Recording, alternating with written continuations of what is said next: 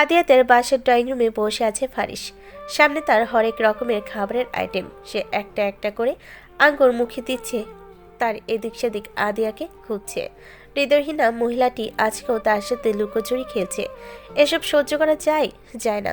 তবে ফারিস আহমেদ সহ্য করছে, কারণ সে মহাপুরুষ। মহাপুরুষদের কাছে এসব সহ্য করা কোনো ব্যাপার না। তারা তুড়ি মেরে দুনিয়ার সমস্ত উদ্ভট জিনিস সহ্য করে ফেলতে পারে। মহাপুরুষেরা এত সহজে ধৈর্যহারা হয় না। ফারিস আহমেদের সকল অপেক্ষার অবসান ঘটিয়ে অবশেষে আদিয়া বিনতে সালেহ তার দর্শন দিল।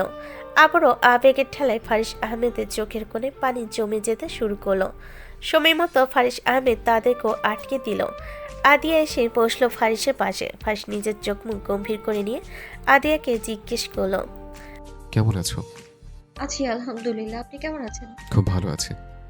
ভালো থাকতে থাকতে কোমরে ব্যথা হয়ে গেছে একেবারে। এত ভালো নেওয়া যাচ্ছে না আর। আদিয়া মুখ বাঁকালো। এই লোকের থেকে ভালো জবাব আশাও করা ভুল, আর আদিয়া বারবার সেই ভুলটাই করে। ফারিস, রাতে কি খাবে বলো? না না আন্টি, রাতে খাবো টাবো না, আমি চলে যাবো একটু পরেই। কি বলো এইসব? চলে যাবে মানে কি? বিয়ের পর একবারও তোমাকে রেঁধে খাওয়াতে পারিনি, এভাবে হয় নাকি? আজকে আর তোমাকে যেতে দিচ্ছি না। আজকে রাতটা এখানেই থেকে যাও। শাশুড়ির থেকে এমন প্রস্তাব পেয়ে ফারিসের চোখ দুটো চকচক করে উঠল। এ যেন মেঘনা চাইতে জল পেয়ে যাওয়ার মতন ব্যাপার না। শাশুড়ি মানুষটাকে যতটা কঠিন ভেবেছিল ততটা কঠিন নয়। ফারিস আর নাকচ করলো না, সোজা রাজি হয়ে গেল। নাকচ করলে পরে যদি আর কেউ না সাধে, তখন সে কি করবে? বসে বসে গবাল চাপড়াবে? রাতের খাবার শেষে মাত্রই আদিয়া রুমে এসে বসেছে ফারিস। এই রুমটাই এই প্রথম এসেছে সে। পুরোটা রুম সাদা কালো রং করা। ফারিস বুঝতে পারল কেন তার বউ এমন কাঠখোট্ট স্বভাবের। জীবনে সাদা আর কালো রং ছাড়া এই মহিলার আর কোনো রঙই দেখেনি। তাহলে জীবনে রং আসবে কোথা থেকে? ফারিস খুঁটিয়ে খুঁটিয়ে আদিয়ার রুমটা দেখছে। আদিয়ার রুমে কোনো খাট নেই, নিচে ম্যাট্রেস বিছিয়ে বিছানা পাতা। ফারিস আয়েশ করে বিছানায় বসলো। মন্দ লাগছে না তার। এই প্রথম শ্বশুরবাড়িতে সে রাত্রি যাপন করছে। মনের মধ্যে কোথাও না কোথাও বাঘবাকুম পায়তারা পেখম তুলে নাচছে। যদিও পায়রাদের পেখম থাকে না, থাকে ময়ূরের। কিন্তু ময়ূর ফারিসের পছন্দ না। ময়ূর পছন্দ না হলেও তাদের পেখমগুলো ফারিসের বেশ পছন্দ। একটু পরেই পায়েসের বাটি হাতে আদিয়ার আগমন ঘটল। ফারিস তখন ছোট্ট ছোট্ট বাচ্চাদের মতন বিছানায় গড়াগড়ি করছিল। আদিয়া তাকিয়ে তাকিয়ে দেখল কিছুক্ষণ। এই লোকের কাজ দেখে বোঝার উপায় আছে, এই লোক এক ছেলের বাপ। ঠিক বয়সে বিয়ে করলে আরও 2-4টা ছেলে বাপ হয়ে যেত সে। এই যে, ডাকলো আদিয়া। আদিয়া ডাকে ফারিস তরক করে উঠে বসলো। আদিয়াকে একবার দেখে জানতে চাইল। ফায়েজ কোথায়? আদিয়া ফারিসের হাতে পায়েসের বাটিটা দিতে দিতে বলল, ও আতিকের সাথে আজকে নাকি ওখানেই ঘুমোবে। ফারিস আবারও ত্যক্ত হলো। এই বাসার মানুষগুলো সুবিধা না। এক একজন তার আর তার ছেলের মাঝখানে ভিলেন হয়ে বসে আছে। হ্যাঁ, ফারিস মনে মনে আতিককে গালি দিতে দিতে পায়েস খাচ্ছে। আদিয়া এক দৃষ্টিতে ফারিসকে দেখছে। এই লোকটা তার ছেলের বাপ। এই লোকটাকে সে ভালোবাসে। অথচ তাদের মধ্যে কত সহস্র দূরত্ব। তারা কেউ এই দূরত্ব ঘুচিয়ে কাছে আসছে না। তারা দুজন নিজেদের ইগো নিয়ে ব্যস্ত। আদিয়া আচমকা ফারিসের গা ঘেঁষে বসলো। ফারিস প্রথমে হকচকিয়ে উঠলেও নিজেকে সামলে নিল তৎক্ষণাৎ। সে আদিয়াকে দেখলো এক নজর। এই মহিলার চোখের ভাষা তার সুবিধাজনক লাগছে না। আচমকা এমন তার গা ঘেঁষে বসার হেতু কি? তাকে উন্মাদ করার ধান্দা? সে উন্মাদ হলে আদিয়া বিনতে সালেহ তার উন্মাদনা সহ্য করতে পারবে? বোকা রমণী নিজের সর্বনাশ নিজেই করতে চাইছে। কি ব্যাপার, এত চেষ্টা কেন? কেন, আমি কি আপনার কাছে আসতে পারি না? আলবাত পারো। আমার কাছে তুমি না আসলে আর কে আসবে? কিন্তু তুমি তো আসো না। আমার কাছে আসলে তো আবার তোমার গায়ে ফোসকা পড়ে। আমার ঝচরও আছে কিনা? আমায় ভালোবাসেন? পায়েসটা মুখে দিতে নিয়ে হাত থেমে গেল ফারিসের। কি আশ্চর্য! এসব কি প্রশ্ন? ছেলের মাকে ভালো না বসে পারা যায় বুঝি? প্রশ্নের উপরে প্রশ্ন করবে না, বিরক্ত লাগে। আচ্ছা, সে তার বউকে ভালোবাসবে নাকি পাশের বাসার ভাবিকে ভালোবাসবে? যত সব আহামকি প্রশ্ন। ফারিস আবারও পায়েস খাওয়াই মন দিল। পায়েসে লবণটা একটু বেশি হয়েছে, খেতে নুন মিষ্টি লাগছে। তবে খেতে মন্দ নয়। এই প্রথম শাশুড়ি তার জন্য ভালোবেসে তার পছন্দের পায়েস রেঁধেছেন। খুদ ধরা ভালো হবে না, পাছে ভদ্রমহিলা তাকে আর কোনোদিন এই বাড়িতে আসতে দেবেন না। ওনার বিশ্বাস নেই। সাংঘাতিক এক মহিলা উনি। ফার্সি থেকে আশানুরূপ পাত্তা না পেয়ে আদিয়া আরও একটু গা ঘেঁষল। এবারে ফারিস বিষম খেলো। সে কাশতে কাশতেই আদিয়ার দিকে তাকালো। আদিয়া এখনও তার দিকে তাকিয়ে আছে, মেয়েটার দৃষ্টি প্রখর। ফারিস দ্বিধান্বিত হলো। আমি জানি আমি দেখতে অনেক আকর্ষণীয়, কিন্তু এভাবে কেউ আমার দিকে তাকিয়ে থাকলে আমার লজ্জা লাগে। আদিয়া এবারে ফারিসের বুকে হাত রাখলো, চোখ রাখলো ফারিসের চোখে। আদিয়ার কাণ্ডে ফারিসের হৃদস্পন্দন বেড়ে গেল। সে কোনো মতন নিজেকে সামলে নিল। সে ফট করে দাঁড়িয়ে গেল। আমি আগেই বুঝেছিলাম তোমার নজর যে আমার দেহের দিকে। আমি মানছি আমি দেখতে একটু হট আর সেক্সি টাইপ, তার মানে এই না তুমি আমাকে এমন একা পেয়ে আমার দেহের উপর ঝাঁপিয়ে পড়বে। এটা অন্যায়, এসব অন্যায় জাতি মেনে নেবে না।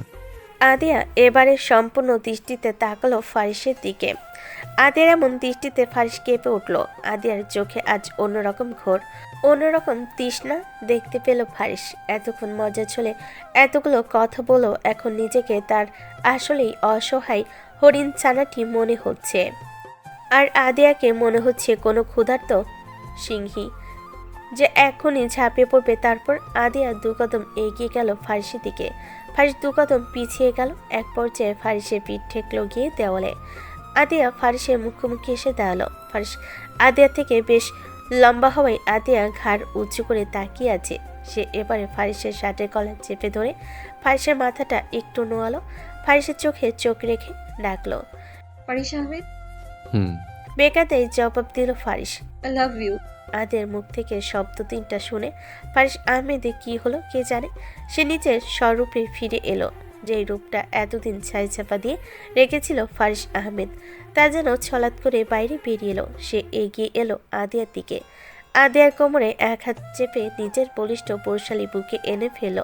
ঘোর লাগা কণ্ঠে বলল, ভেবে বলে ফায়াজের মা, ফায়াজের বাবা একবার ধরলে কিন্তু আর তোমার নিস্তার নেই। আমার উন্মাদনায় ধ্বংস হয়ে যাবে পুরো। ছেলের বাপের কাছে আসলে পুরোপুরি ধ্বংস হওয়ার প্রস্তুতি নিয়ে এসো।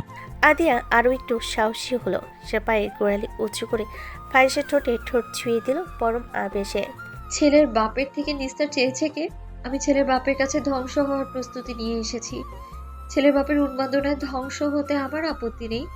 ছেলের বাপের এই ধ্বংসাত্মক রূপ আমি সাদরে গ্রহণ করতে প্রস্তুত। ফারিসের চোখে চোখ রেখে বলল আদিয়া। ফারিস ঠোঁট কামড়ে হাসলো। অবশেষে আদিয়া বিনতে সালেহ তার ইগোর দোকান বন্ধ করে ফারিস আহমেদের কাছে আত্মপক্ষ সমর্পণ করলো। অবশেষে শেষ হলো তাদের ইগোর লড়াই। রাত বালো, সেই রাতের সাথে পাল্লা দিয়ে পালো ফারিস আহমেদের উন্মাদনা। তাদের মধ্যে আর কোনো দূরত্ব রইল না কোনো অভিযোগ অভিমান। এক রাত সাক্ষী হলো কিছু সুন্দর ভালোবাসার মুহূর্তের। সকল বিষণ্ণতা আর ক্লান্তি কাটিয়ে শুরু হলো একটা নতুন ভোরের। তখনও সূর্য পুরোপুরি ওঠেনি, অন্ধকারও পুরোপুরি কাটেনি। ঘরের ভেতর চলছে আলো আধারের এক মনোমুগ্ধকর খেলা। ফারিসের নগ্ন বুকে বেড়াল ছানার মতন গুটিসুটি মেরে ঘুমাচ্ছে আদিয়া। এলোমেলো চুলগুলো মুখের উপর এসে লেপ্টে আছে। ফারিস খুব যত্নে আদিয়ার এলোমেলো চুলগুলো গুছিয়ে দিল। কপালে সাদা ব্যান্ডেজটায় আলতো করে হাত বুলিয়ে দিল। মাথার ক্ষতটা এখনো পুরোপুরি শুকায়নি আদিয়ার। ফারিস ঘাড় বাঁকিয়ে আদিয়ার কপালে একটা চুমু খেলো। এই মেয়েটাকে সে বড্ড ভালোবাসে। সে এই মেয়েটাকে নিজের জীবনের সাথে জড়াতে চায়নি। যখন সে এই মেয়েটার কাছে নিজের মন খোয়ালো, তখন সে এই মেয়েকে নিজের জীবনে চায়নি। কতই না চেষ্টা করেছে সে এই মেয়েটার থেকে দূরে থাকার, কিন্তু সৃষ্টিকর্তার তো অন্যরকম পরিকল্পনা ছিল। সৃষ্টিকর্তা তো এই মেয়েটাকে তার জন্যই বানিয়েছিল, তার জন্যই পৃথিবীতে পাঠিয়েছিলেন। এই মেয়েটা শুধু তার, এই মেয়েটার ওপর শুধু তার অধিকার। আদিয়া বিনতে সালেহ শুধু এবং শুধুমাত্র ফারিস আহমেদের। এখানে কোনো যদি, কিন্তু কিংবা অথবা নেই। ফারিস আদিয়াকে আস্ত করে নিজের থেকে আলাদা করে বিছানা ছেড়ে উঠে আসলো। তার আজকে একটা গুরুত্বপূর্ণ কাজ আছে।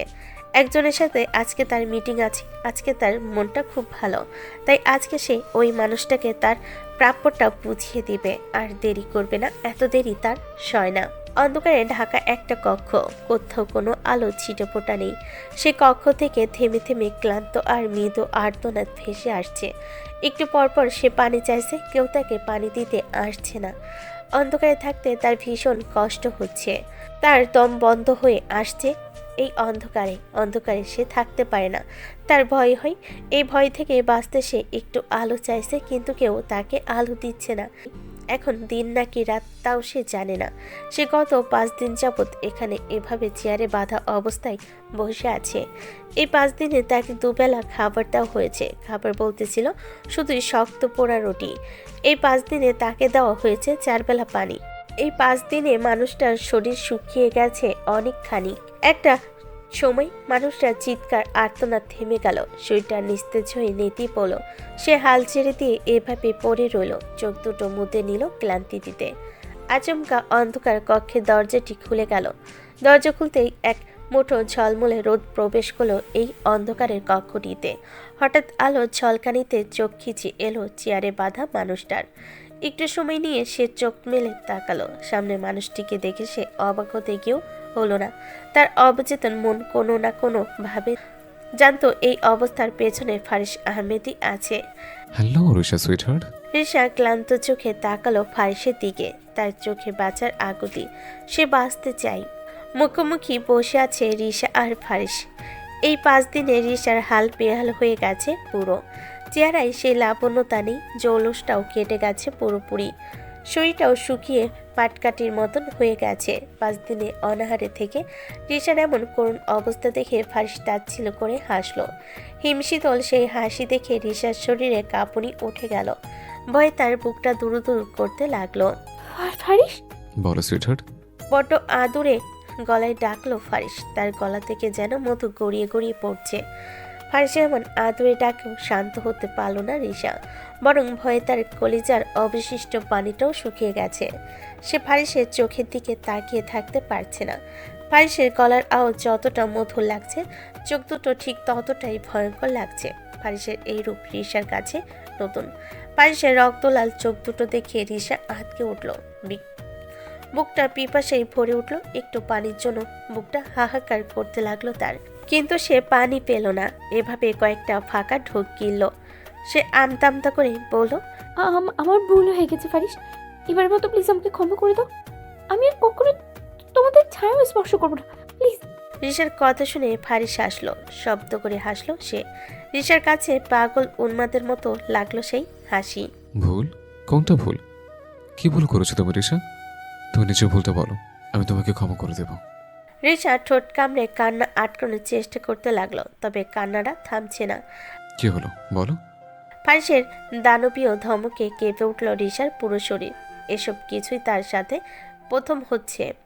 এই 5 দিনে সে যতটা কষ্ট পেয়েছে তার পুরো জীবনে সে এর 3 ভাগের 1 ভাগও কষ্ট ভোগ করেনি। রিশা এবারে শব্দ করে কেঁদে উঠল। রিশার কান্নার শব্দে ফারিসের রাগ বাড়ল। তার ছেলেরা তো এভাবে কেঁদেছিল মায়ের জন্য, তার পরিবারের প্রত্যেকটা মানুষ কেঁদেছিল। কেন কেঁদেছিল তারা? এই মেয়েটার জন্য, এই মেয়েটার নোংরা ষড়যন্ত্রের জন্য। ফারিস প্লিজ আমাকে ক্ষমা করে দাও। ক্ষমা কেন করব সেটা তো জানতে চাইছি আমি।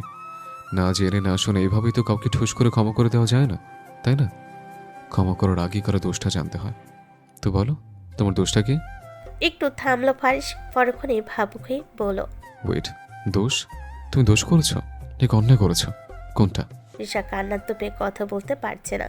ফারিসের এতটা ভয়ঙ্কর রূপ সে আশা করেনি। ফারিস যে এতটা ভয়ঙ্কর হতে পারে তা রিশা কখনো ভাবতে পারেনি। আমি অন্যায় করেছি, আমাকে দয়া করে ক্ষমা করে দাও। আমি এমন কিছু আর কখনো করবো না। ক্ষমা বলেই হলো, ক্ষমা করে দাও। সে ঘটনার পর থেকে ফারিস রাতের বেলা ঘুমাতে পারে না। চোখ বন্ধ করলে চোখের সামনে আদিয়ার রক্তাক্ত চেহারাটা ভেসে ওঠে। আতঙ্কে বুকটা ভারী হয়ে আসে তার। কাউকে হারিয়ে ফেলার ভয় দম বন্ধ হয়ে আসে তার। এত কিছু পর কিভাবে সে এই মেয়েটাকে ক্ষমা করবে? আজকে এই মেয়েটাকে সে যদি ক্ষমা করে দেয়, তাহলে সে আর কোনোদিন আদিয়ার চোখে চোখ রেখে কথা বলতে পারবে না, ছেলের সামনে বুক উঁচু করে দাঁড়াতে পারবে না। আর ফারাজ, ওকে কি জবাব দেবে সে? ফারাজ যদি তার ছেলের জন্য ফারিস কি করেছে সে কি জবাব দিবে? ভাইকে কি বলবে সে? এতগুলো মানুষের সে সারা জীবনের জন্য অপরাধী হয়ে যাবে না? এসব মানা যায়? ফারিস আহমেদ অন্তত মানতে পারবে না। ফারিস, রিশার ডাক কর্ণকুহরে প্রবেশ করা মাত্রই তেতে উঠল ফারিস। তোর আমি বলি নাই আমার পরিবারের আশেপাশে না আসতে? ওদের থেকে হাত বাড়াতে না করেছিলাম না? আমি বারবার মানা করার পরেও তুই আমার ছেলে ক্ষতি করার চেষ্টা করেছিস। তোর জন্য আদিয়া মৃত্যুর সাথে এতগুলো দিন লড়াই করেছে। আমার ছেলেটা ওর মায়ের জন্য হাহাকার করেছে। আমি আমার নিজের কথা তো বাদে দিলাম। তোরা তো সাহস হয় কিভাবে তুই আমার সাথে লাগতে আসিস? এত সাহস তোর, এত বড় কলিজা তোর! আমি আজকে দেখবো তোর কত বড় কলিজা যে তুই আমার কলিজে হাত বাড়িয়েছিস। তোর কলিজা আজকে আমি ওজন করব। রাগে হিস করতে লাগলো ফারিস। রিশা বুঝলো আজকে তার মুক্তি নেই। ফারিস আহমেদ তাকে ছাড়বে না। কি করবে ফারিস আহমেদ তার সাথে? সত্যি সত্যি তার কলিজা বের করে ওজন করবে? আবারও আতকে উঠল রিশা। ফারিস যে পরিমাণ রেগে আছে তাতে এই কাজ করা তার জন্য অসম্ভব কিছু নয়। আবারও কেঁদে উঠল রিশা। রিশার কান্নার এক একটা শব্দ ফারিসকে পৈশাচিক আনন্দ দিচ্ছে, তাকে শান্তি দিচ্ছে। রিশা ফারিসের দিকে তাকিয়ে রইল। তার সামনে লোকটা আয়েশ করে বসে আছে। চোখে তার হিংস্রতার চাপ স্পষ্ট। পরিবারের জন্য ফারিস আহমেদ এতটা হিংস্র হতে পারে? এতটা? ফারিস এবার চেয়ার থেকে উঠে দাঁড়ালো। ঘরের এক কোণায় রাখা টেবিলটার কাছে গেল ধীর পায়ে। তার মধ্যে কোনো তাড়াহুড়োর লেশমাত্র নেই। তাকে দেখে মনে হচ্ছে তার হাতে অফুরন্ত সময় আছে। তার মধ্যে কেমন একটা গা ছাড়া ভাব দেখা যাচ্ছে। রিশা ছলছল চোখে ফারিসের কাজকর্ম দেখছে। লোকটার মতিগতি তার কাছে ঠিক লাগছে না। নিজের ভবিষ্যৎ চিন্তা করে ক্ষণে ক্ষণে কেঁপে উঠছে রিশা। তার বড্ড আফসোস হচ্ছে এবারে কেন যে সে ফারিস আহমেদের কথা শুনলো না। ফারিস আহমেদের কথা শুনে তার পরিবারের থেকে দূরে থাকলে হয়তো তার আজকে এই অবস্থা হতো না। নিজের কাজ সেরে ফারিস আবারও রিশার দিকে এগিয়ে এলো। হাতে কিছু একটা আছে তার। জিনিসটা কি রিশা বুঝতে পারছে না। ফারিস নিজের চেয়ারটা রিশার আরেকটু কাছে নিয়ে এলো। পায়ের উপরে পা তুলে চেয়ারে বসলো সে। ফারিসের হাতের দিকে ইশারা করে রিশা জিজ্ঞেস করলো, এটা কি ফারিস? রিশার প্রশ্নে ফারিস তাকালো নিজের হাতের দিকে। ঠোঁটের কোণে চমৎকার একটা হাসি ফুটিয়ে তুলে জবাব দিল, এটা এটা কি তুমি জানতে চাও রিশা? রিশা ঢোক গেল, জবাব দিল না। তার ভয় করছে। চলো তোমাকে দেখাই এটা কি। বলে ফারিস নিজের ডান হাতে স্টিকটা রিশার ডান হাতে চেপে ধরল। সাথে সাথে রিশার পুরো শরীর ঝাঁকুনি দিয়ে উঠল। এটাতে কারেন্ট ছিল, ভোল্টেজ বেশি ছিল না বলে রিশার শরীর শুধু ঝাঁকুনি খেলো। ফারিস এবারে স্টিকটা সরিয়ে আনলো। রিশার দিকে তাকিয়ে ভুরু নাচিয়ে জিজ্ঞেস করলো, বুঝতে পেরেছো এটা কি? ঠোঁটের কোণে তার এখনো হাসি। সে হাসি মুখে কাউকে খুন করা যায় তার রিশা ফারিসকে দেখে বুঝতে পারল। এই লোকের চোখে দয়া মায়ের ছিটে ফোটাও দেখতে পাচ্ছে না রিশা। নিজের জন্য রিশার বড্ড মায়া হতে লাগলো। ফারিস আহমেদকে বরবাদ করতে এসে সে নিজেই বরবাদ হয়ে গেল। জানো রিশা, বাচ্চারা মাসুম হয়। বাচ্চাদের মধ্যে ফেরেস্তা থাকে। বাচ্চারা আদরে হয়। তাদের দেখলে আদর আসে মন থেকে, ভালোবাসা আসে। বলো তো, একজন মানুষের মনটা কত কুৎসিত হলে সে একটা বাচ্চাকে মারার মতন পরিকল্পনা করতে পারে? রিশা জবাব দিল না। বৈদ্যুতিক শকের ইফেক্ট এখনো তার শরীর থেকে যায়নি। শরীরটা তার এখনো কাঁপছে। রিশার অবস্থা দেখে ফারিস হাসলো। একবার কারেন্টের শক খেয়ে এই অবস্থা। মেয়ে এসেছিল নাকি ফারিস আহমেদকে বরবাদ করতে? বোকা রমণী ফারিস আহমেদকে চিনতে পারল না ঠিকঠাক। ফারিস ঠোঁটের কোণে আবারও সেই চমৎকার হাসিটা ফুটিয়ে তুলেই বলল, জানো রিশা, আদিয়া রক্তে ভয় পায়। রক্ত দেখলে মেয়েটা প্যানিক করে। সেদিন কি হলে জানো? মেয়েটা রক্তে ভেসে গেল। কার রক্তে জানো? নিজের রক্তে। নিজের রক্তে মেয়েটা ভেসে গেল। এত রক্ত দেখেও সেদিন মেয়েটা প্যানিক করলো না। তার শরীরটা নড়ল অব্দি না। সে নিথর হয়ে পড়ে রইল। মেয়েটা রক্তাক্ত হলো কেন বলো তো? ছেলেকে বাঁচাতে। ছেলেটাকে কিন্তু সে জন্ম দেয়নি। ছেলেটার সাথে তার নারীর বাঁধন নেই। তবে কিসের বাঁধন বলো তো? নারীর বাঁধন না হলেও তার আত্মার এক অমোঘ বন্ধনে বাঁধা। তুমি কি ভেবেছিলে একটা মায়ের সামনে তার ছেলেকে শেষ করে দেবে? তার সামনেই তার ছেলেকে শেষ করে দেবে? তুমি বড্ড বোকা রিশা। একজন মেয়ে হয়ে তুমি মাতৃত্বের শক্তির সম্পর্কে অজ্ঞ। একজন মেয়ে, একজন মা নিজের সন্তানের জন্য হাসতে হাসতে নিজের জীবনটাও দিয়ে দিতে পারে। তুমি সেসব কিছুই জানো না। তুমি জানো কিভাবে একটা হাসিখুশি পরিবার ধ্বংস করতে হয়। মেয়েদের আল্লাহ তাআলা ধ্বংস করার জন্য সৃষ্টি করেনি। আল্লাহ তাআলা তাদের সৃষ্টি করেছেন গড়ার জন্য। তুমি নারী জাতির কলঙ্ক। তুমি কারো মা হওয়ার যোগ্য না। ওই দিন তোমাকে ছেড়ে আসা ছিল আমার জীবনের সবচেয়ে ভালো একটা সিদ্ধান্ত। ফারিস থামলো। স্টিকটা পাশে রেখে একটা চাকু তুলে নিল হাতে। চাকুটা চোখের সামনে ঘোরাতে ঘোরাতে বলল, আদিয়া রক্তে ভয় পায়, কিন্তু আমার রক্ত অনেক পছন্দ। আমাকে ছেড়ে দাও ফারিস, মুক্তি দাও আমাকে প্লিজ, আই বেগ ইউ। তোমাকে মুক্তি দেওয়ার জন্য তো আমি এসেছি সুইটহার্ট, তোমাকে মুক্তি দেওয়ার জন্য তো এত আয়োজন। এতটুকু বলেই রিশা হাতের উপর ছুরি দিয়ে একটা টান দিল ফারিস। রিশা আর্তনাদ করে উঠল, হাত থেকে তার রক্ত ঝরছে। এতটুকুতেই যেন ফারিস আহমেদের মন ভরল না। সে আরও একটা টান দিল রিশার হাতে। রিশার হাতে এমন করে একে একে 5টা টান দিয়ে সে থামলো। রিশার হাত থেকে গল গল করে রক্ত ঝরছে। একটা হাতের অবস্থা ভীষণ খারাপ, ব্যথা রিশা কাতরাচ্ছে। রিশাকে এভাবে কাতরাতে দেখে ফারিসের ঠোঁটের কোণে তৃপ্তির হাসি ফুটে উঠল। তবে তার হিংস্রতা থামল না। সে আবারও কারেন্টের স্টিকটা হাতে তুলে নিল। রিশার কাটা হাতের উপর স্টিকটা চেপে ধরল। রিশা গগন বিদারী চিৎকার দিয়ে উঠল। ফাঁস এখনো হাসছে, পাগল উন্মাদের মতন হাসছে সে। এই উন্মাদনার শেষ কোথায়? রিশা শেষ কোথায়? রিশা কি মুক্তি পাবে ফারিস আহমেদের এই হিংস্রতা থেকে? মাঝখানে কেটেছে আরও 7 দিন। আতিয়া এখনো বাপের বাড়িতে রয়েছে, তার সাথে রয়েছে ইফাজও। 2-1 দিন পর পর আদিয়ার শ্বশুর শাশুড়ি এসে তাকে দেখে যায়। আদিয়া এখন প্রায় সুস্থ, মাথার ব্যান্ডেজটাও খুলেছে কালকে। আজকে সন্ধ্যায় ফারিস এসেছে। সে একদিন পরপরই আসে বউ বাচ্চাকে দেখতে। বউ বাচ্চাকে না দেখে আবার ফারিস আহমেদ থাকতে পারে না। তার ভয় করে তাদের ছাড়া থাকতে। যদি দুষ্টু পরীরা তাকে একা পেয়ে তার সাথে 19-20 কিছু করে দেয়, তখন কি করবে ফারিস আহমেদ? জীবনে আর যাই হোক, কখনো রিস্ক নেওয়া যাবে না, কখনোই না। ফারিস আহমেদ এখন সোফায় বসে বসে ছেলে আর শালার সাথে গল্প করছে। আদিয়া বসে আছে সিঙ্গেল চোপাটায়। সে বসে বসে বাপ ছেলেকে দেখছে, আর আমিরা পড়তে বসেছে। আদিয়ার অসুস্থতার জন্য মাঝখানে তারপরেই অনেক গ্যাপ পড়ে গিয়েছে।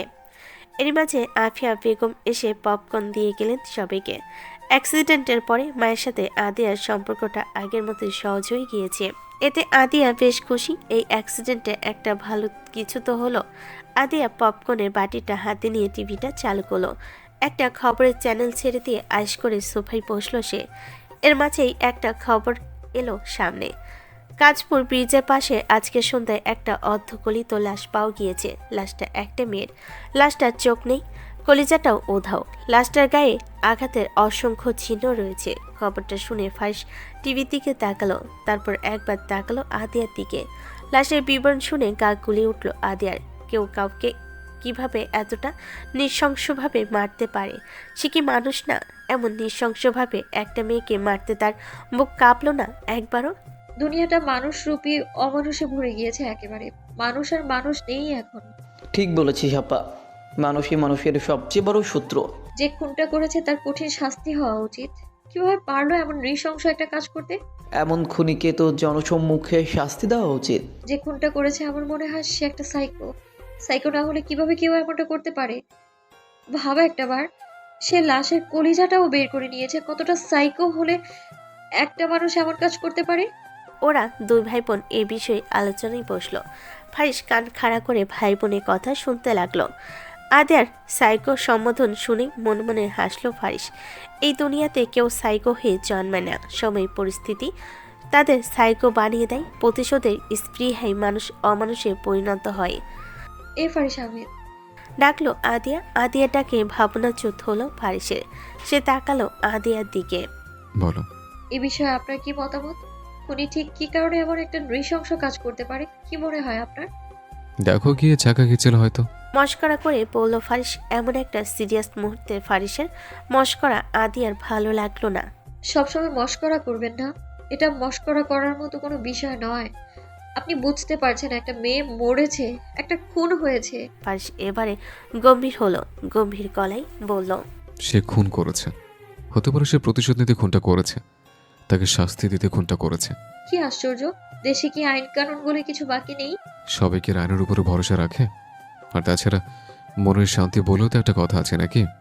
শুধুমাত্র মনের শান্তির জন্য একটা মানুষকে এতটা নৃশংসভাবে খুন করবে? আদিয়ার প্রশ্নে ফারিস হাসলো, জবাব দিল না কোনো। মনের শান্তির জন্য যে মানুষ কত কিছুই করে, খুনটা না হয় আদিয়ার ভাষায় একটু সাইকো আর অমানুষী হলো, তাতে কি যায় আসে? মাঝখানে কেটেছে আরও 3টা মাস। আদি এখন সম্পূর্ণ সুস্থ। সে এখন পুরোদস্ত সংসারী মেয়ে। স্বামী সন্তান নিয়ে এখন তার জীবন। সে আর অফিসে যায় না। ফারিস তার লোনের টাকাটা মওকুফ করে দিয়েছে। কাবিনের টাকা থেকে অবশ্য অর্ধেক টাকা কেটে রেখেছে সে। বেটা আসলেই একটা খচ্চর, না হলে এমন কেউ করে? ঘড়িতে সময় তখন 10টা ছুঁই ছুঁই। আদিয়া ফায়াজের ঘরে ওকে ঘুম পাড়াচ্ছে। এতক্ষণ ছেলেটা বাবার জন্য জেগেছিল, কিন্তু বাবা এলো না। ছেলে ঘুমে ঢুলু ঢুলু করছিল বলে আদিয়া তাকে জোর করে ঘুম পাড়িয়ে দিল। ফারিস মাত্রই অফিস থেকে ফিরল। ইদানিং অফিস থেকে আস্তে আস্তে তার রাত হয়ে যায়। কাজের চাপ যাচ্ছে অনেক। ফারিস রুমে এসে টাই খুলে বিছানায় বসলো। ঘরে আদিয়া নেই, মনে হয় ছেলে ঘরে আছে। ফারিস ইদানিং আলাদা ঘরে ঘুমাতে বেশি পছন্দ করে, যদিও ফারিসের এতে ঘোর আপত্তি ছিল, কিন্তু ছেলের মুখের দিকে তাকিয়ে পরে রাজি হয়েছে সে। ছেলে আর ছেলের মায়ে তাকে একেবারে চালিয়ে মারছে। ফারিস যখন আপন ভাবনায় ব্যস্ত, তখনই রুমে এলো আদিয়া। কখন আসলেন আপনি? এই তো একটু আগে। খেয়ে এসেছেন নাকি খাবেন? ফারিস খেয়ে এসেছে, কিন্তু সে জানে আদিয়া খায়নি, তার জন্য অপেক্ষা করেছিল। রাতে আদিয়া ফারিসকে ছাড়া খায় না। স্বামীকে বড্ড ভালোবাসে কিনা রমণী। ফারিস মনে মনে হাসলো, মুখে বলল, না, খাইনি। আপনি ফ্রেশ হয়ে আসুন, আমি খাবার গরম করছি। আরে দাঁড়াও, কি হলো? কাছে এসো, তোমাকে একটু জড়িয়ে ধরি। আদিয়া আলতো হেসে ফারিসের কাছে এগিয়ে এলো। ফারিস শক্ত করে আদিয়াকে জড়িয়ে ধরল। আদিয়াকে জড়িয়ে ধরে যেন তার সারাদিনের সমস্ত ক্লান্তি যেন এক নিমিষেই ফুরিয়ে গেল। আচমকাই ফারিসের বাহু বন্ধনী থেকে সরে এলো আদিয়া। কি হয়েছে? বুড়কুচকে জানতে চাইল ফারিস। আদিয়া পা উঁচু করে ফারিসের কলার ধরল। নাকটা নিয়ে গেল ফারিসের কলারের কাছে। আদিয়া নাক টেনে টেনে দুবার ফারিসের শার্টের কলার শুকলো। অন্যরকম স্মেল কেন আসছে? সিগারেট ফুঁকে এসছেন? আস্তাগফিরুল্লাহ, এসব কি কথা বলো? বাপের জন্ম এসব ছাইপাশ গেলেনি, তো স্মেল কোথায় পাচ্ছ? আপনি বলতে চাইছেন আমি মিথ্যে বলছি? সে কথা কখন বললাম? আপনার কথার মানে সেটাই হলো। ফারিস আর কথা বাড়ল না আদিয়ার সাথে। মহিলা মানুষের সাথে কথায় পারা যায় নাকি? ফারিস তোয়ালে নিয়ে ওয়াশরুমে যেতে যেতে বিড়বিড় করতে করতে বলল, নাকটা বুঝে হলে কি হবে? স্মেল একটু বেশি পায়। ফারিস বিড়বিড় করে কথাটা বলল। আদিয়া তা ঠিকই শুনতে পেল, আর তা শোনা মাত্রই তেতে উঠল সে। আপনি আবার নাক বোঝা বললেন। মানলাম আমার নাকটা একটু চ্যাপটা, তাই বলে আপনি এত বড় একটা কথা বলবেন? এত বড় একটা কথা বলতে একটু খারাপ লাগলো না আপনার? ফারিস বলল, মহা বিপদে। এই মেয়ের নাকের সাথে সাথে কানটাও একটু বেশি কাজ করে। ওভাবে বলিনি কথাটা। ওভাবে বলেননি তো কিভাবে বলেছেন শুনি? তুমি তো রেখে যাচ্ছ কেন? নাক বোঝা হওয়াটা তো খারাপ কিছু না। তুমি জানো নাক বোঝা হওয়ার কতগুলো ভালো দিক আছে। আদিয়া ভুরু কুচকায় তাকালো ফারিস আহমেদের দিকে। সেও শুনতে চায় ফারিস আহমেদ ঠিক কি যুক্তি দেয় নিজের অযৌক্তিক কথাটার জন্য। আচ্ছা, তা কি ভালো দিক আছে? দেখো, আমার নাকটা তো বেশ লম্বা। এখন তোমার নাকটাও যদি লম্বা হতো, তবে কতই না সমস্যা হতো। কি সমস্যা হতো? দাঁতের দাঁত চেপে জানতে চাইলো আদিয়া। কথার মাঝখানে প্রশ্ন কেন করো? আমি কাকে বলতে দাও। শোনো, যদি তোমার নাকটা লম্বা হতো, তবে ঠোঁটে চুমু খেতে বড় অসুবিধা হতো। ঠোঁটে ঠোঁটে সংঘর্ষ হওয়ার আগে নাকে নাকে সংঘর্ষ লেগে যেত। তখন বিষয়টা কেমন হতে বলো তো? খুবই খারাপ হতো। ফারিসের কথা আদিয়ার চোয়াল ঝুলে এলো। কি সব বলে এ লোক? মাথাটা মনে হয় পুরোপুরি গেছে এই লোকের। ফারিস আদিয়ার হতবিহ্বল দৃষ্টি দেখে বলল, তোমার বিশ্বাস হচ্ছে না আমার কথা? আচ্ছা, তবে কাছে এসো, আমি তোমায় প্রমাণ দিচ্ছি।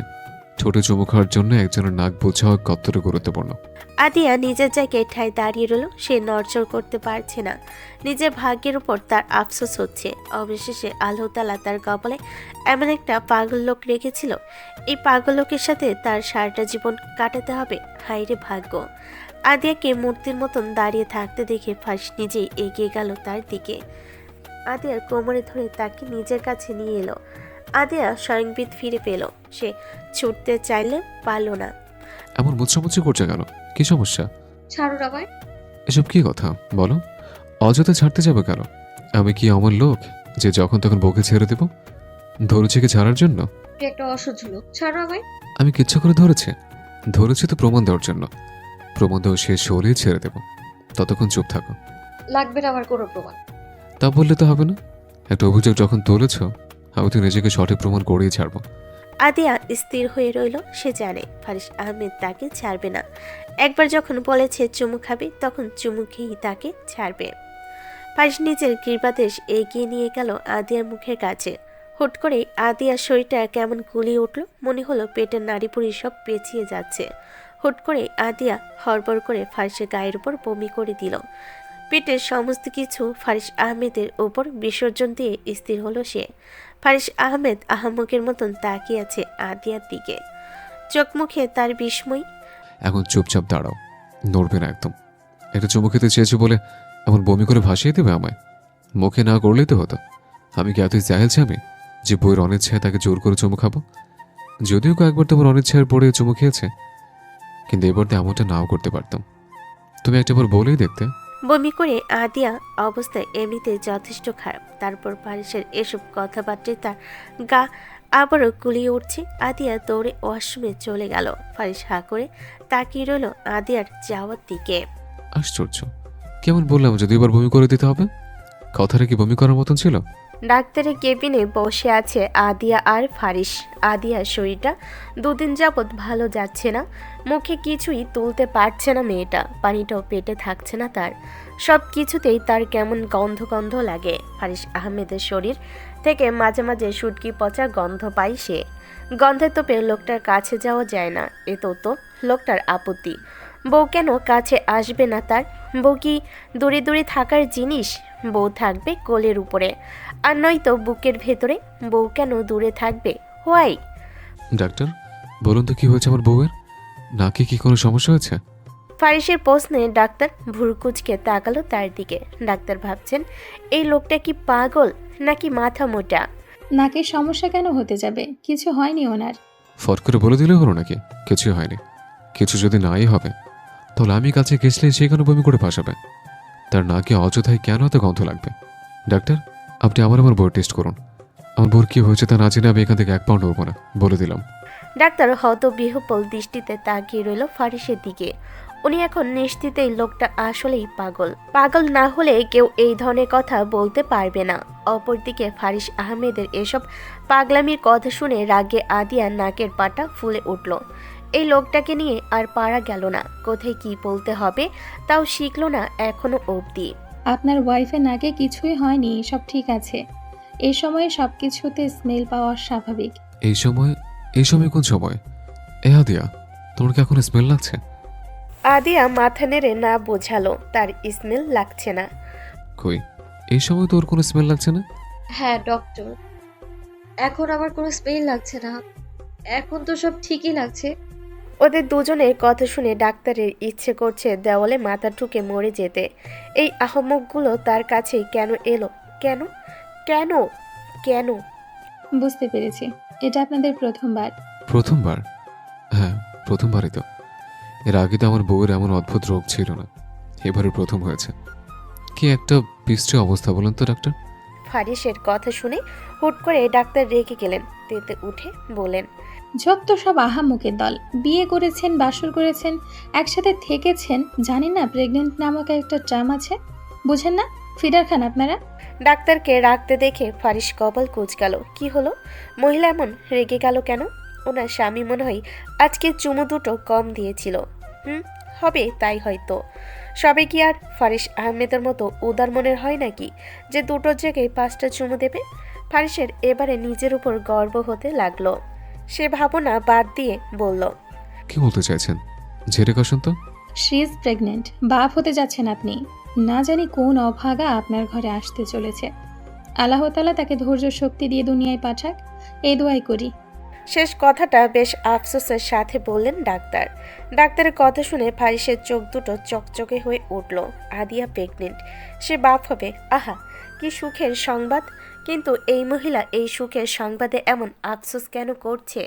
তার সুখ কি এই মহিলার সহ্য হচ্ছে না? যত সব হিংসুটে মহিলা মানুষজন। ফারিস খুশি হলেও খুশি হতে পারছে না আদিয়া।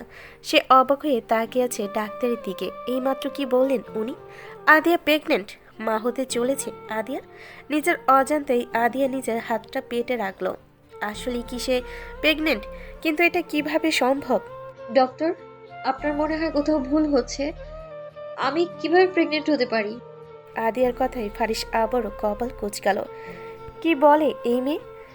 সে কি নিজেকে অবিবাহিত মনে করছে নাকি? আরে মহিলা, বিয়ে হয়েছে তোর, একটা সুস্থ সবল স্বামী আছে তোর, তুই প্রেগনেন্ট হবি না তো কে হবে? মাথা মোটা মেয়ে মানুষ কোথাকার, কি আজব প্রশ্ন করে। Any problem? আসলে আমার পিসিওএস আছে। বছর কয়েক আগে ডক্টর দেখিয়েছিলাম, তখন ডক্টর বলেছিল আমার কনসিভ করতে অনেক প্রবলেম হবে। এটাও বলেছিল বিয়ের পর কনসিভ না করার সম্ভাবনা 90%। আদিয়ার কথা শুনে ফারিস যথেষ্ট অবাক হলো। এসব কিছু সে জানতো না। আদিয়া তাকে কিছুই বলেনি। আদিয়ার কথা শুনে ডাক্তার আলতো হাসলেন, বলেন, এমনটা হওয়া অসম্ভব কিছু না। আর পিসিওএস থাকলে কনসিভ করাও অসম্ভব কিছু না। কনসিভ করা পুরোটা একটা লাক। এটা ঠিক যে পিসিওএস থাকলে কনসিভ করতে প্রবলেম হয়, ট্রিটমেন্ট নিতে হয় দীর্ঘ সময়। আপনি ট্রিটমেন্ট নিয়েছিলেন কোনো? না। তাহলে তো বলতে হয় আপনি খুব লাকি। কিন্তু এটা করা ঠিক হয়নি। যেহেতু আপনি আগে থেকে জানতেন, আপনার উচিত ছিল প্রথম থেকে ট্রিটমেন্ট নেওয়া। সে যাই হোক, সাবধানে থাকবেন। প্রথম 3 মাস অনেক গুরুত্বপূর্ণ। ভারী কাজ করতে যাবেন না যেন। ডাক্তার আরও কিছু ইনস্ট্রাকশন দিলেন ওদের। ফারিস খুব মন দিয়ে ডাক্তারের প্রতিটা কথা শুনল। মাথার মধ্যে সবগুলো কথা নোট করে নিল সে। তার বউ প্রথমবার বাচ্চা জন্ম দিতে যাচ্ছে, তার একটু অসুবিধা হওয়া উচিত নয়। গাড়িতে বসে আছে ফারিস আদিয়া। ফারিস চুপচাপ ড্রাইভ করছে, কোনো কথা নেই তার মুখে। আদিয়া বারবার ফারিসকে দেখছে, তার ভীষণ অস্থির অস্থির লাগছে। ডাক্তারের চেম্বার থেকে বের হয়ে ফারিস আহমেদ তার সাথে একটাও কথা বলেনি। সারাক্ষণ নিজের কথায় জ্বালিয়ে মারা একটা লোকের এভাবে চুপ হয়ে যাওয়াটা ভালো লক্ষণ নয়। আদিয়া নিজের হাত কসলাতে লাগলো। সে ফারিস আহমেদের সাথে কথা বলতে চায়। ফারিস আহমেদ। আলতো স্বরে ডাকলো আদিয়া। ফারিস ঘাড় বাঁকিয়ে তাকালো আদিয়ার দিকে, মুখে কোনো জবাব না দিয়ে। ঠিক আছেন আপনি? হুম। গম্ভীর গলায় জবাব দিল ফারিস। ফারিসের এমন গাম্ভীর্যতা আদিয়ার ভালো লাগলো না। সে গম্ভীর ফারিস আহমেদকে চায় না। তার তো সারাক্ষণ কথায় জ্বালিয়ে মারা ফারিস আহমেদকেই পছন্দ। আমার মনে হচ্ছে আপনি ঠিক নেই। পথে হয়েছে তুমি, আমি কেন ঠিক থাকবো না? জবাব দিতে পারল না আদিয়া। এই প্রশ্নের কি জবাব দিবে সে? কি জবাব দেওয়া যায়? আপনি খুশি হননি খবরটা পেয়ে? হয়েছে। আপনাকে দেখে তো তা মনে হচ্ছে না। ফারিস এক নজর আদিয়াকে দেখে গাড়িটা একটু সাইড করে দাঁড় করালো। আদিয়ার দিকে পূর্ণ দৃষ্টিতে তাকিয়ে বলল, কাছে এসো, দুটো চুমু দিয়ে বুঝিয়ে দিচ্ছি যে আমি খুশি হয়েছি। অন্য সময় হলে ফারিসের এমন কথা শুনে আদিয়া হাসতো বা রাগ করত। আজকে সে ভয় পাচ্ছে। বাবা হওয়ার সংবাদে ফারিস আহমেদ কি আসলেই খুশি? খুশি হলে লোকটার চেহারা আদিয়া সেই খুশিটা দেখতে পাচ্ছে না কেন? লোকটা হাসছে না কেন? লোকটা কি কোনো কারণে ফায়াজকে নিয়ে চিন্তিত? কি ভাবছে সে? আদিয়া নিজের বাচ্চা হলে আদিয়া আর ফায়াজকে ভালোবাসবে না? মনে মনে আটকে উঠল আদিয়া। ফারিস আহমেদ এটা কিভাবে ভাবতে পারে? আচমকা আদিয়া কেঁদে উঠল, শব্দ করে কেঁদে দিল মেয়েটা। আদিয়াকে এমন আচমকা কাঁদতে দেখে হতভম্ব হয়ে গেল ফারিস। আশ্চর্য, সে একটা চুমুই তো দিতে চেয়েছিল, এর জন্য এমন কাঁদতে হবে কেন? এক চুমুতে না পোষালে সে বলবে? ফারিস আহমেদ কি আর কিপটে লোক নাকি যে চুমু দিতে কার্পণ্য করবে? আরে আরে, কাঁদছো কেন? একটা চুমু খাবো বলেছে, তাতে কাঁদতে হবে কেন? আরও চুমু চাও? সেটা বললেই হয়। আমি কি চুমু দিতে না করি নাকি? তোর কয়েকটা চুমু লাগবে, শুধু বলো আমাকে। আদিয়া এক মনে কেঁদেই চলেছে। ফারিস আহমেদ কি তাকে এমন মা ভাবে? এত খারাপ মাসে? আদিয়ার কান্নার বেগ বাড়ল এবারে। আশ্চর্য, এমন কাঁদছো কেন? হয়েছে কি? আহ, আপনি আমাকে এতই খারাপ মা ভাবেন? কান্নার তোপে আদিয়া কথা বলতে পারছে না ঠিক মতনে। সে কান্নার মাঝখানে কী সব বলে গেল তা ফারিসের বোধগম্য হলো না কিছুই। ফারিস জানতে চাইল, কি বললে? কিভাবে আমি? আদিয়া জবাব দিতে পারল না। সে কেঁদেই চলেছে। ফারিস বুঝলো আদিয়া এখন থামবে না। এই মহিলা কান্না শুরু করলে 1 ঘন্টার আগে থামে না। ফারিস গাড়ির ইঞ্জিন চালু করলো। এভাবে এখানে বসে থাকার মানেই হয় না। এমনিতেই মহিলার শরীর ভালো না। তখন সন্ধ্যা, আকাশের রংটা যেন ধীরে ধীরে বদলে গেছে। দিনের আলো ফুরিয়ে গিয়ে অন্ধকার হয়ে এসেছে পৃথিবী। মাগরিবের আজান পড়েছে আরও কিছুক্ষণ আগে। আদিয়া মাগরিবের নামাজ পড়ে রান্নাঘরে এসেছে চা বানাতে। সন্ধ্যায় নামাজ পড়ে এই বাসার সবাই চা খায়। আদিয়া এক চুলায় চায়ের পানি বসালো, আরেক চুলায় ফায়াজের জন্য দুধ। ছেলেটা ইদানিং দুধ খেতে চায় না, তার নাকি দুধে কেমন স্মেল লাগে, তাই আদিয়া দুধের মধ্যে দুটো এলাচ দিয়ে দিল। ড্রয়িং রুমে বসে আছে সবাই। আদিয়া সবাইকে চা দিল। ফায়াজকে দুধের গ্লাসটা এগিয়ে দিতে সে নাক কুচকে নিল। আমি দুধ খাবো না মাম্মা, খাবে না কেন? দুধ খেলে তো শক্তি হয় বাবা। স্মেল লাগে। ফায়াজের কথা শুনেই ফারিস ফট করে তাকালো আদিয়ার দিকে। হাই হাই, কি সর্বনাশ! মায়ের সাথে সাথে ছেলে কি! ছিছি, কি সব ভাবছে ফারিস, এটা কখনো সম্ভব নাকি? তওবা তওবা। তুমি একটু খেয়ে দেখো, আজকে স্মেল লাগবে না। কেন আজকে স্মেল লাগবে না কেন? ফট করে প্রশ্নটা করে বসলো ফারিস। ফায়াজও তাকিয়েছে মায়ের দিকে। সে জানতে চাই আজকে কি এমন জাদু করেছে মাম্মা যে স্মেল লাগবে না। ফাইয়াজ, আগে খেয়ে দেখো, না খেয়ে এত কথা বলতে হয় না। মায়ের বাধ্য জানাটির মতন এবার দুধের গ্লাসটি তুলে নিল ফায়াজ। সে নাকমুখ কুচকে দুধের গ্লাস এক চুমুকে দিল। আসলে আজকে স্মেল আসছে না। সে এক চুমুকেই দুধের গ্লাস শেষ করলো। আস্তে খাও বাবা। ফায়াজ গ্লাস খালি করে গ্লাসটা টেবিলে রাখলো। আদিয়া হেসে ছেলের মাথায় হাত বুলিয়ে দিল। তার হাসি কেমন নিষ্প্রাণ হয়ে আছে। আদিয়া, কিছু হয়েছে তোমার? না মা, কিছু হয়নি। তাহলে মন খারাপ কেন? মন খারাপ না মা। তোমাকে দেখে তো তা মনে হচ্ছে না। আদিয়া দীর্ঘশ্বাস ফেলে রান্নাঘরের দিকে পা বাড়ালো। রাতের রান্না বসাতে হবে। আদিয়া প্রস্থান করতে নড়চেড়ে বসলো ফারিস। গলাটা পরিষ্কার করে বলল, তোমাদের একটা খবর দেওয়ার আছে। কি খবর? আদিয়া প্রেগনেন্ট। কি? এমন চেঁচাচ্ছ কেন বাবা? স্বাভাবিকভাবে রিয়েক্ট করতে পারো না? বিরক্ত হয়ে বলল ফারিস। আমি তো আনন্দে চেঁচাচ্ছি। আনন্দে থাকলে এমন চেঁচাতে হবে কেন? বুড়ো হয়ে নিজেকে নিয়ন্ত্রণ করতে শিখলে না তুমি? ছেলের কথাই মাথা চুলকালেন ভদ্রলোক। ছেলেটা হয়েছে এক বদ। কথার কোনো ব্রেক টেক নেই নাকি তার? সেও তো বাপ হয়েছে, সামনে আরেকটা হবে। সে কি পারে নিজেকে নিয়ন্ত্রণ করতে? সত্যি আদিয়া সত্যি প্রেগনেন্ট? হ্যাঁ। আর বসলেন না ফিরোজা আহমেদ। চলে গেলেন রান্নাঘরে আদিয়ার কাছে। মাম্মার কি হয়েছে পাপা? জানতে চাইলো ফায়েজ। ফারিস ছেলের দিকে তাকে ছেলেকে কোলে তুলে নিল। ছেলের চুলগুলো হাত দিয়ে গুছিয়ে দিয়ে বলল, তোমার মাম্মার কিছু হয়নি, তবে কিছুদিন পর তোমার একটা ভাই আসবে। কোথা থেকে আসবে ভাই? তোমার মাম্মার পেট থেকে। ভাই মাম্মার পেটে কি করে? মাম্মা কি ভাইকে খেয়ে ফেলেছে? ছেলের কথাই ভরকালো ফারিস। কি সব বলে এই ছেলে? খেতে যাবে কেন? আরে না রে বেটা, বাচ্চারা সব মাম্মাদের পেট থেকেই আসে। আমি মাম্মার পেটের থেকে এসেছি। হ্যাঁ। ফাইজ নিজের প্রশ্নের ঝুপড়ি খুলে একের পর এক প্রশ্ন করতে থাকলো বাবাকে। ছেলের বাবাও ধৈর্য নিয়ে ছেলের সব প্রশ্নের উত্তর দিতে থাকলো। এই একটা মানুষের সামনে ফারিস আহমেদ নিজের সকল ধৈর্য ঢেলে দেয়। তার সামনে ফারিস আহমেদ পৃথিবীর সবচেয়ে ধৈর্যশীল ব্যক্তি। রাত তখন 10টা। ছেলেকে ঘুম পাড়িয়ে দিয়ে মাত্রই রুমে আসলো আদিয়া। ফারিস তখন টেবিলে বসে আদিয়ার জন্য রুটিন বানাচ্ছিল। আদিয়াকে এখন একটা প্রপার রুটিনের মধ্য দিয়ে চলতে হবে। ডাক্তার বলেছে ওর প্রেগন্যান্সিতে কমপ্লিকেশন আসতে পারে, কিন্তু ফারিস আহমেদ তা হতে দেবে না। কিছুতেই কমপ্লিকেশন তার বইয়ের আশেপাশে আসতে দেবে না। বউ তার বইয়ের আশেপাশেও সে থাকবে। কমপ্লিকেশন কোন হরিদাস পাল? আদিয়া রুমে এসে এক নজর ফারিসকে দেখল। ফারিস আহমেদ তার দিকে তাকালো অবধি না, এক মনে নিজের কাজ করে যাচ্ছে সে।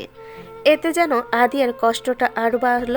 এত অবহেলা, এখনই এতটা অবহেলা করছে তাকে ফারিস আহমেদ। আবারও কান্না পেয়ে গেল আদিয়ার, কিন্তু আদিয়া কাঁদতে চায় না।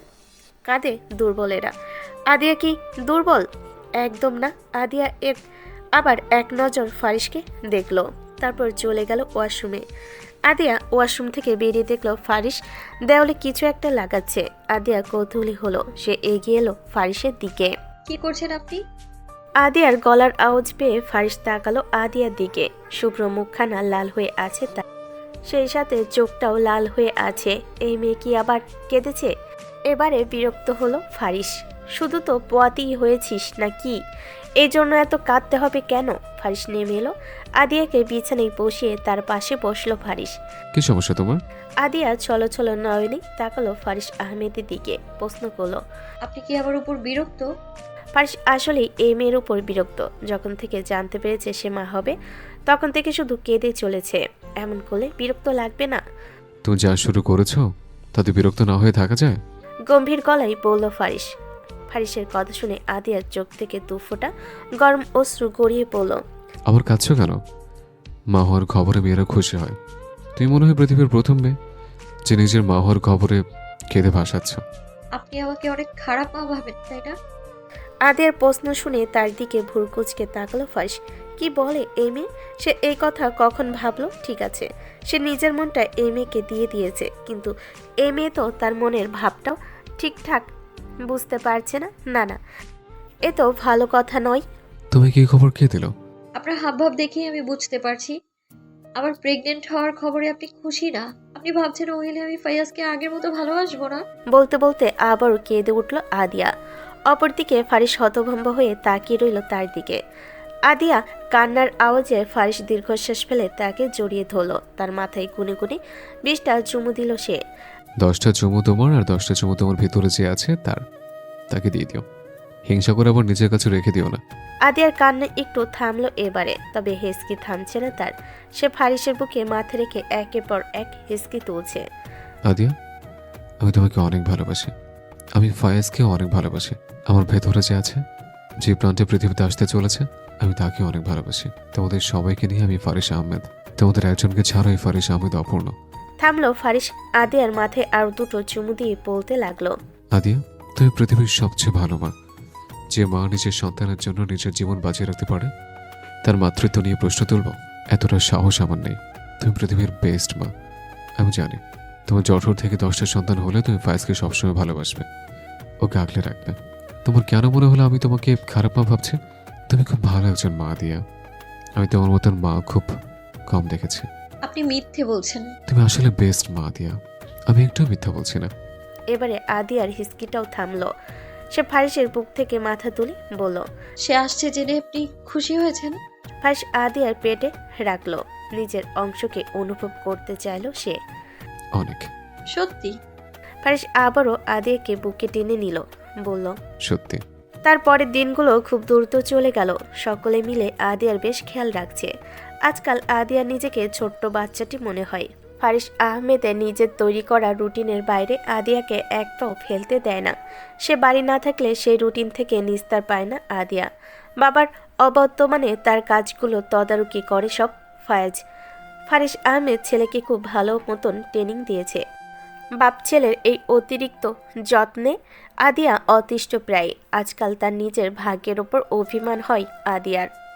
নিজেকে আজকাল খুব ভাগ্যবতী মনে হয় তার। ভাগ্যিস তার জীবনে একটা ফারিস আহমেদ এসেছিল, তা না হলে সে এত ভালোবাসা কোথায় পেত? ফারিস আহমেদ এই এক জীবনে তাকে যতটা ভালোবেসেছে, এতটা ভালো তাকে কে বাসত? যত্নে, স্নেহে, নিরাপত্তা আর এক অটুট বিশ্বাসে ফারিস আহমেদ তাকে ঢেকে রেখেছে। আদিয়ার এখন 8 মাস পেরিয়ে 9 পড়ল। সামনেই তার view date. Adyar view date যত এগিয়ে আসছে, ফারিস আহমেদের উদ্বিগ্নতা তত বাড়ছে। রাতে লোকটা ঘুমায় না ঠিক মতন, বসে বসে আদিয়াকে পাহারা দেয় সে। আদিয়ার ঘুমের মাঝে একটু নলে শুরু হয় তার পাগলামি। আদিয়ার মাঝে মাঝে লোকটার উপর খুব রাগ হয়। এত উদ্বিগ্ন হওয়ার কি আছে? প্রেগন্যান্সিতে একটু আধটু সবার প্রবলেম হয়, এটা তো স্বাভাবিক। নিজের ভেতরে একটা আস্ত প্রাণ নিয়ে ঘোরা কি আর চারটিখানি কথা? কিন্তু লোকটা এই কথা বুঝতে চায় না। নিজের সর্বোচ্চ দিয়ে সে নিজের স্ত্রীর সকল কষ্ট দুঃখ দূর করে দিতে চায়। এখন রাত 12টা পেরিয়ে গেছে। ফায়েজের এক্সাম চলছে। এখন ফায়েজকে ফারিসি পড়ে। আদিয়া এখন আর বেশিক্ষণ এক জায়গায় বসে থাকতে পারে না।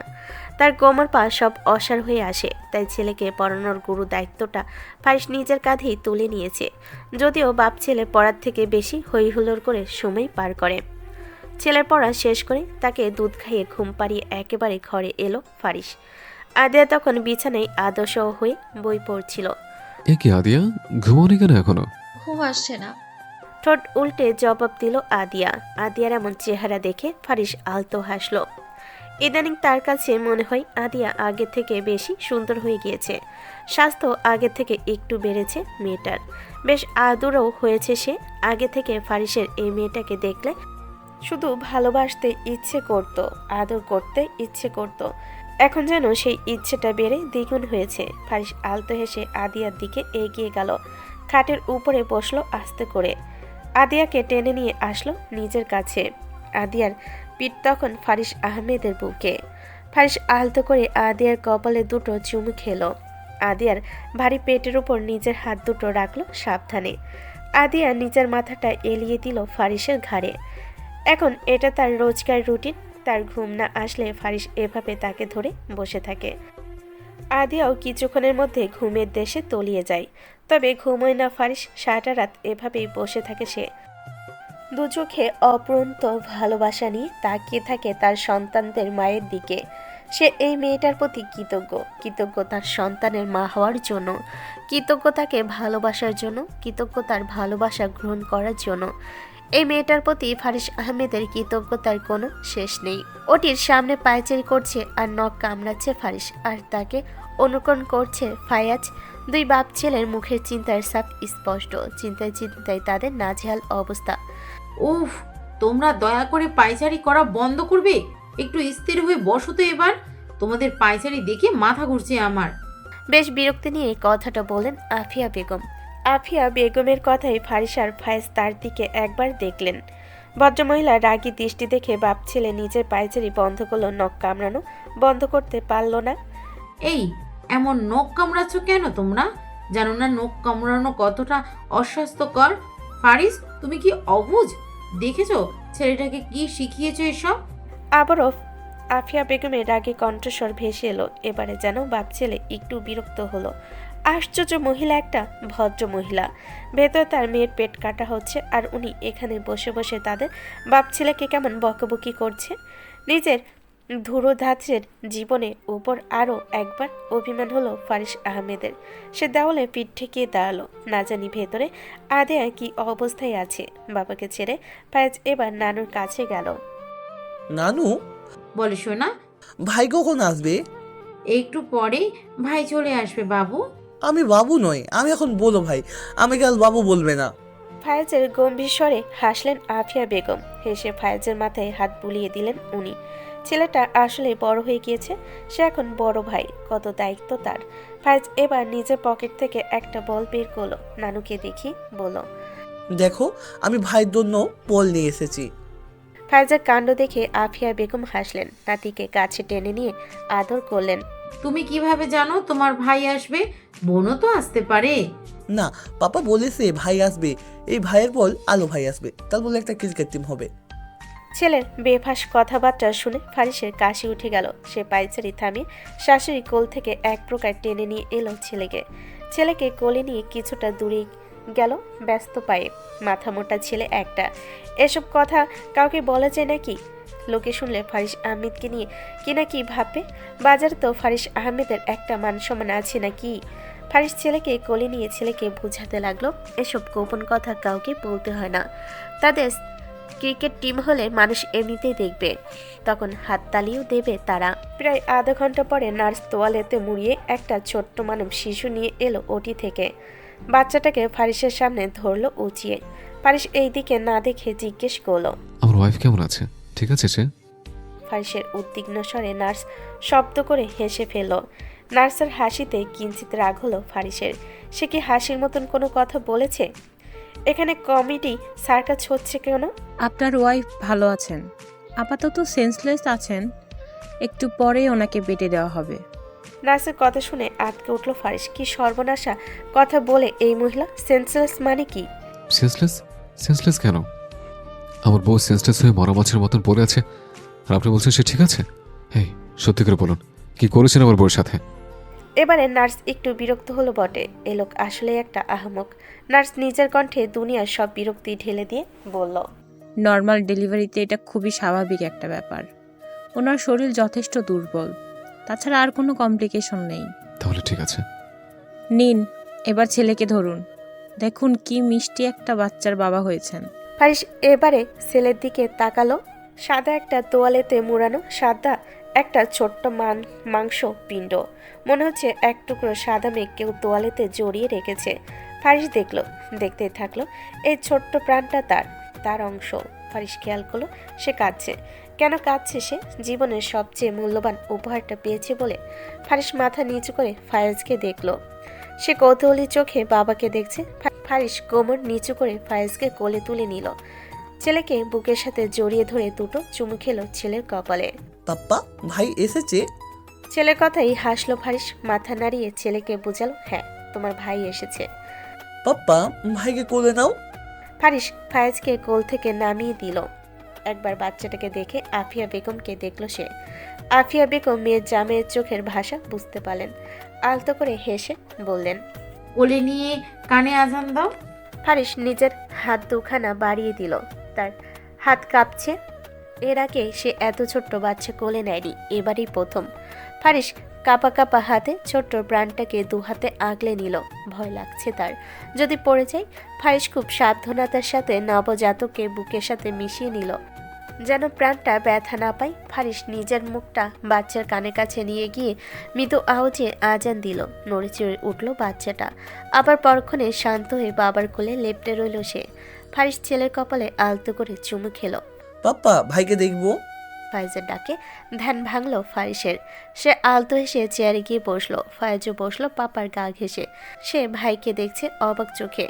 কত ছোট্ট একটা বাচ্চা, কি মিষ্টি দেখতে। বাচ্চাটাও চোখ পিট পিট করে বড় ভাইকে দেখছে। পাপ্পা ভাইকে আমাকে দেখছে। হ্যাঁ, ভাই ফায়েজকে দেখছে। আমি কি ভাইকে চকলেট দিব পাপ্পা? ভাই খাবে? ভাইয়ের এখনো খাওয়ার সময় হয়নি শোনা, ভাই এখন চকলেট খেতে পারবে না। ফায়েজ বুঝলো। সে আবারও ভাইয়ের দিকে নজর দিল। ছোট ছোট চিকন হাত পা বাচ্চাটার। পাপ্পা আমি কি ভাইয়ের হাত ধরবো? ফারিস হাসলো ছেলের কথাই, হেসে হেসেই উত্তর দিল। ধরো আস্তে করে। ফায়েজ আলতো করে বাচ্চাটার হাত ধরল।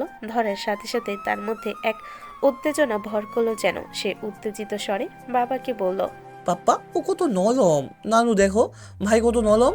ফায়েজের উচ্ছ্বাসিত কণ্ঠস্বর শুনে ফারিস আর আফিয়া বেগম হাসলেন। তারা কেউই কিছু বলে না। ফারিস দুই ছেলেকে দেখতে লাগলো মন ভরে। সৃষ্টিকর্তার কাছে প্রাণ ভরে দোয়া করতে লাগলো দুই ছেলের জন্য। ফারিস আবারও কোলের বাচ্চাকে দেখলো। একদম সাদা গায়ের রং বাচ্চাটার। ঠোঁট দুটো গোলাপি, একেবারে ব্রয়লার মুরগির মতন। ফারিস ঠিক করলো এই ছেলেকে সে মুরগি ব্যবসায়ী বানাবে। তার এক ছেলে হবে মাছ ব্যবসায়ী, আরেক ছেলে হবে মুরগি ব্যবসায়ী। জীবন সুন্দর।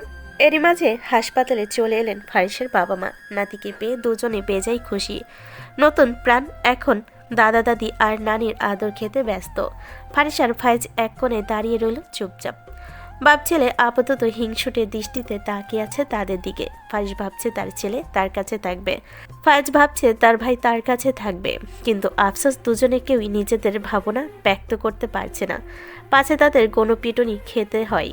আধা ঘন্টা পর আদিয়াকে বেডে দেওয়া হলো। চুপচাপ শুয়ে আছে সে। শরীরটা যথেষ্ট দুর্বল তার। কেবিনের দরজা ঠেলে ভেতরে প্রবেশ করলো ফারিস। তার কোলে ছোট্ট প্রাণ। ফারিসের পেছন পেছন ভেতরে প্রবেশ করলো ফায়েজ। সে লাফিয়ে লাফিয়ে চলছে। ভাই আসাতে সে ভীষণ খুশি। খুশিতে তার ডিগবাজি দিতে ইচ্ছে করছে, কিন্তু বাবার জন্য সে পারছে না। বাবা বলেছে পাশে গিয়ে যত ইচ্ছে ডিগবাজি দিতে। ফায়েজ তা মানল। চোখ মেলে তাকালো চোখের সামনে নিজের পুরো পৃথিবী দেখতে পেয়ে হাসলো আদিয়া। ফারিস এগিয়ে সে বাচ্চাটা আদিয়ার সামনে ধরলো। আদিয়া দু চোখ ভরিয়ে দেখলো ছোট্ট প্রাণটাকে।